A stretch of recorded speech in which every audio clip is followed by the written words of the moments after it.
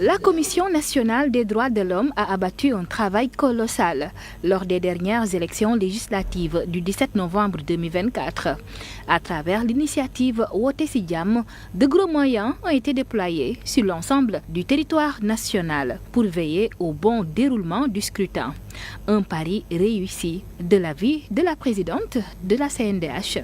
Nos observateurs n'ont pas relevé des couacs sérieux. Ça s'est fait à l'ouverture des bureaux.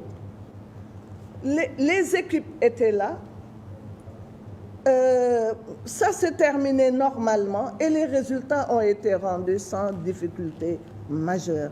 Le scrutin s'est certes déroulé de façon transparente, apaisée et fiable, mais il reste encore des correctifs à apporter quant à l'organisation, d'après la CNDH. Dans ses recommandations, la Commission insiste sur la nécessité d'améliorer la représentation des mandataires des partis ou coalitions dans les bureaux de vote. Il y a quelques rares partis qui ont une bonne représentation de leurs mandataires, mais pour l'essentiel, c'est l'absence que l'on constate. Une autre recommandation est relative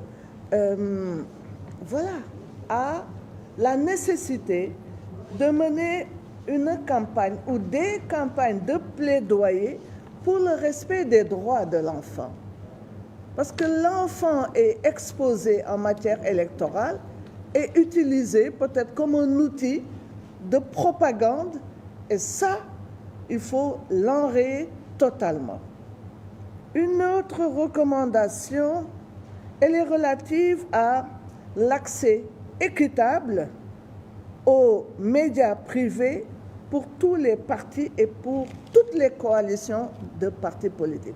La CNDH demande également à ce que l'on accorde plus de place aux femmes en termes de participation à la compétition électorale, mais aussi dans la production de contenu dans les médias.